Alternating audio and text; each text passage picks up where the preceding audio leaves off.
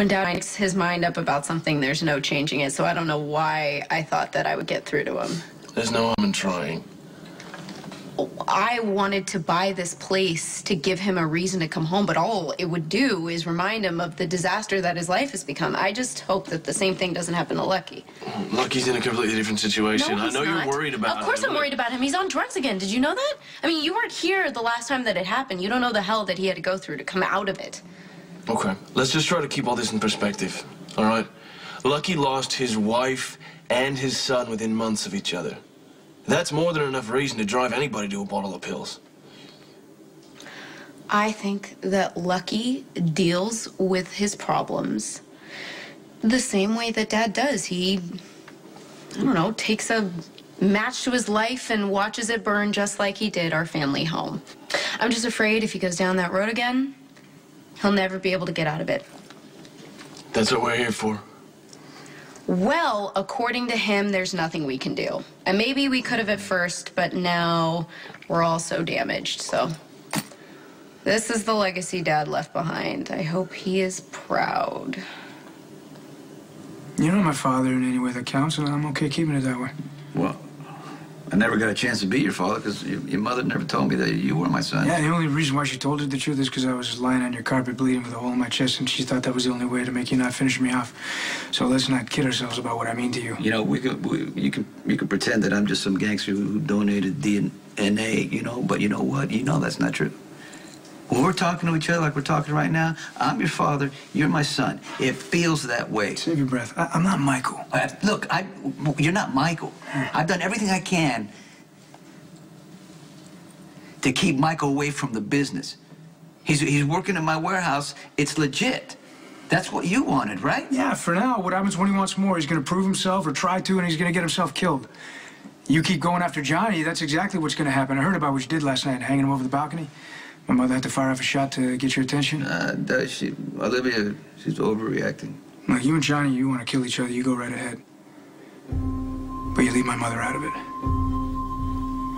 Because if she gets hurt, the Zakars aren't the only ones who are going to want retaliation.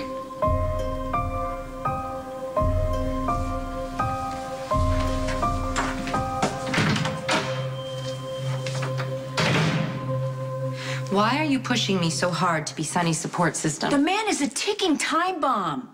If he goes off, it could hurt a lot of people in this town that I care very much for. My son being the top one on that list. Oh, so this is simply coming from a place of motherly concern. You know what? I held my hand inside my son's chest to keep him from bleeding out once, and that is not a moment I ever care to repeat. This isn't about Dante. Admit it.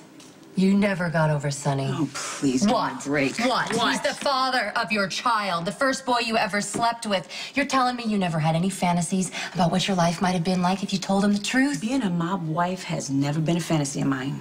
And I think I've proven that over and over again. The minute I saw Sonny running around with Joe Scully, I dumped him.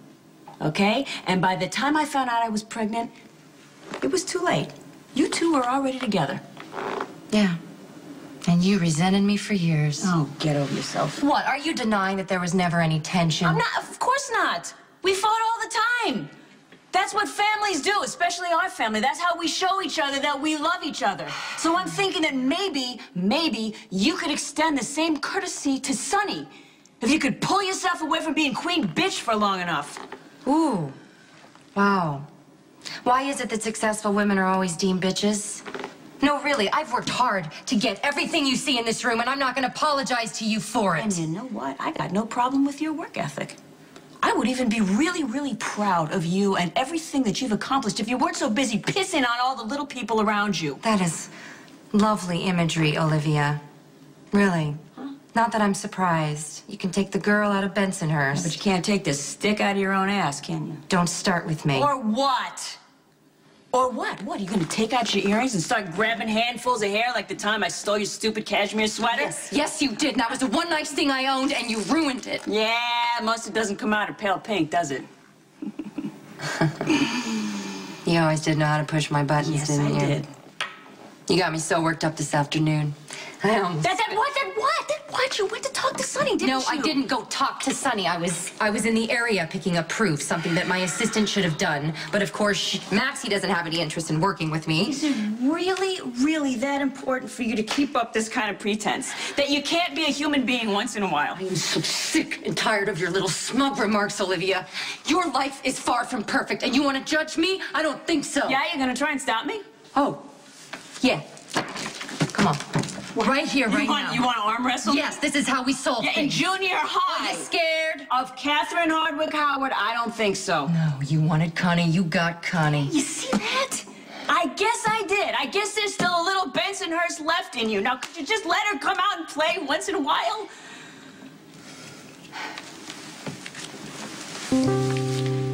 Connie did not fare too well with Sonny. Yeah, neither did Catherine Hardwick Howard. Why don't you try just being yourself? You were lucky. How was that? You got a child as a souvenir. All I got was a bloody wedding dress.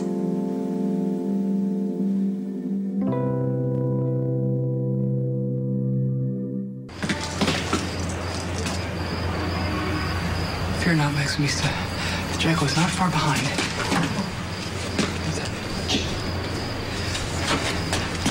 So, when did you and Matt get so close? Shh. Don't me. I have every right to know what's going on between you and my boyfriend. Matt and I work together. Oh, yeah, well, that didn't stop Patrick and Lisa from jumping into bed the second Robin's back was turned. Oh, so now you're comparing me to Lisa? Grief makes people do crazy, irrational things. I mean, look at Lucky. He married a woman he barely even knows to try and hide the pain from Jake's death. Okay, you can't possibly understand the pain Lucky was in because you're not a parent. Do I understand what it's like to lose a child? No.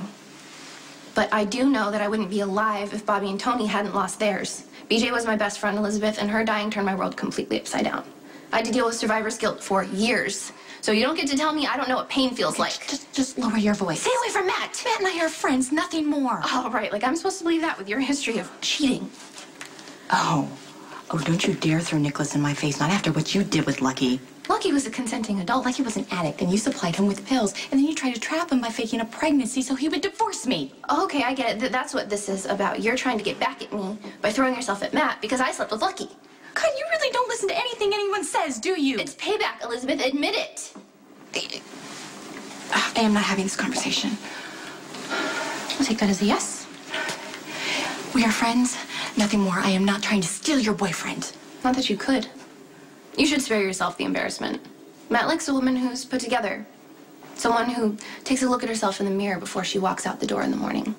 You're so busy trying to get Cam out the door, you don't realize you have a trail of dried baby spit down your back. And that look, totally unattractive. So is the smell. But this smell drives men wild. Go ahead, worked on Lucky.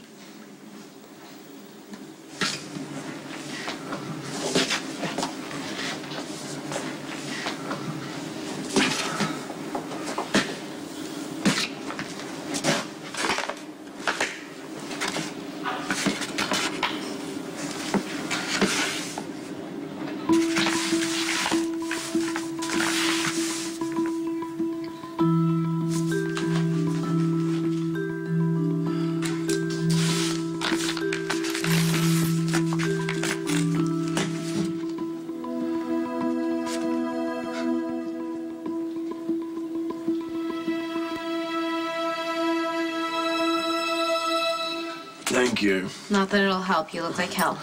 I'm trying to fit in with the decor. I can't believe I ever thought I could make this place pretty.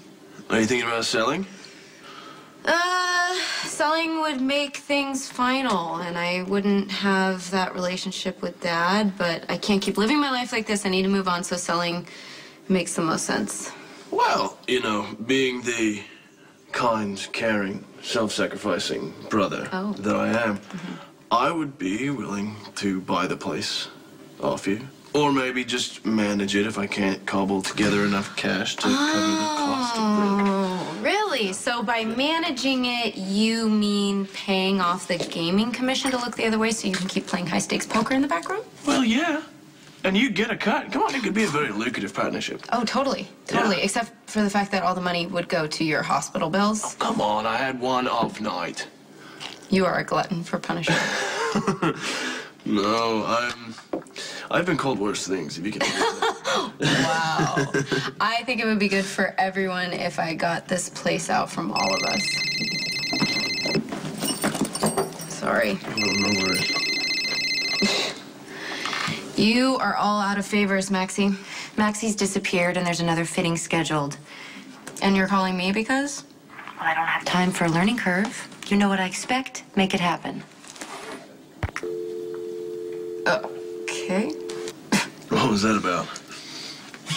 Kate is looking for someone to kick around, and I'm the only one around, so. Oh, now who's the glutton for punishment, huh? Look, I don't have a lot of job offers coming in, and I should actually be thinking about how to make a living, but yes, I am a glutton for punishment. Well, you know, my offer is still on the table, I'm telling you.